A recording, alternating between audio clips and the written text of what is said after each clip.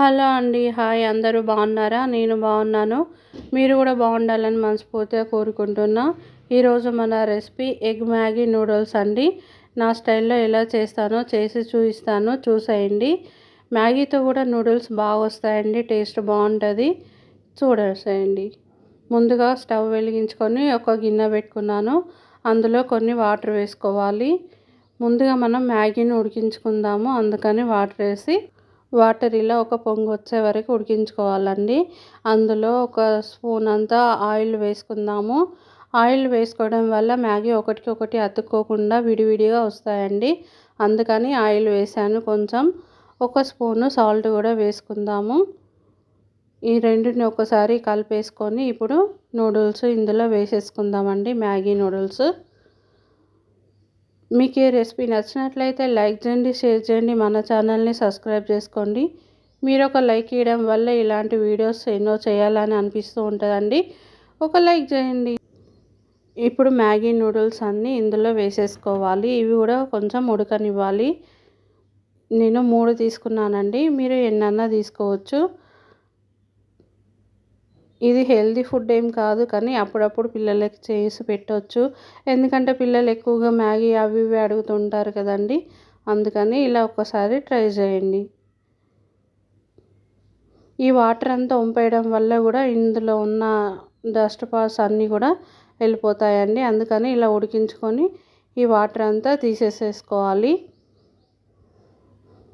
ఇలా అన్నీ విడగొట్టుకొని మంచిగా ఉడికించుకోవాలండి మ్యాగీ. చూస్తున్నారు కదా, మ్యాగీ మొత్తం ఉడికిపోయింది. ఇప్పుడు ఇవి వాటర్ అన్నీ తీసేద్దాము. నేను ఇలా ఒక జల్లిగంట లాంటి ప్లేట్ తీసుకొని అందులో ఇవన్నీ వేసి వెంటనే దానిపైన నుంచి చల్లటి వాటర్ వేసేసేయాలండి. ఎందుకంటే మ్యాగీ మళ్ళీ ఎక్కువగా కుక్ కాకుండా ఉంటుంది, ఉడకకుండా ఉంటుంది. అందుకని ఇలా కొంచెం అంత చల్ల నీళ్ళు పోసి కొన్ని అలా ఉంచేసుకోవాలి. ఇప్పుడు మళ్ళీ అదే గిన్నె పెట్టుకొని అందులో కొంచెం ఆయిల్ వేసుకుందాము.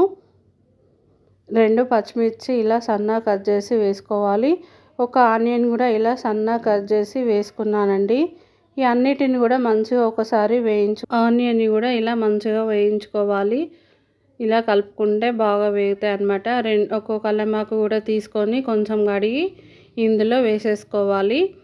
ఆనియన్, కల్లెమాకు ఇవన్నీ మంచిగా కలిసేలాగా కలిపేసుకుందాము. ఆనియన్లో కొంచెం సాల్ట్ వేయడం వల్ల తొందరగా ఆనియన్లు మగ్గిపోతాయండి. ఇందులో ఒక స్పూను సాల్ట్ వేసుకుందాము. చూస్తున్నారు కదా, ఇలా సాల్ట్ వేసుకుంటే ఆనియన్ తొందరగా మగ్గుతాయి. ఇప్పుడు ఈ అన్నిటిని కూడా కలిపేసుకుందాము.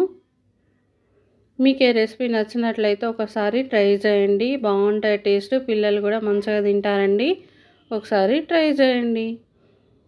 చూస్తున్నారు కదా, ఆనియన్ అన్నీ మంచిగా కొంచెం మగ్గిపోయాయి. తర్వాత ఇందులో ఒక స్పూన్ అల్లం వెల్లుల్లి పేస్ట్ వేసి అది కూడా పచ్చి వాసన పోయేంత వరకు కలుపుకుందామండి.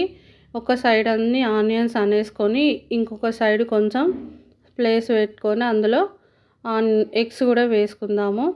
నేను ఇక్కడ 2 ఎగ్స్ తీసుకున్నానండి, ఎందుకంటే నేను 3 మ్యాగీలే తీసుకున్నాను కదా, అందుకని 2 ఎగ్స్ తీసుకున్నాను, సరిపోతాయి. ఇలా కలిపేసుకోవాలి. కొంచెం సేపు మూత పెట్టి కొంచెం మగ్గనివ్వాలి. కాసేపు ఇది మూత పెట్టి మగ్గనించుకోవాలండి.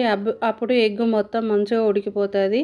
వెంటనే కలిపామంటే ఎగ్ అంతా ఇచ్చుకోపోతుంది అనమాట. అందుకని కాసేపు అలా మగ్గించుకొని ఇప్పుడు ఒక స్పూను పసుపు కూడా వేసుకొని మంచిగా కలిపేసుకుందామండి. చూస్తున్నారు కదా, ఇలా ఎగ్ పలగొట్టుకొని వేసుకొని చేసుకుంటే టేస్ట్ బాగుంటుందండి. ఇలా ఒకసారి ట్రై చేయండి.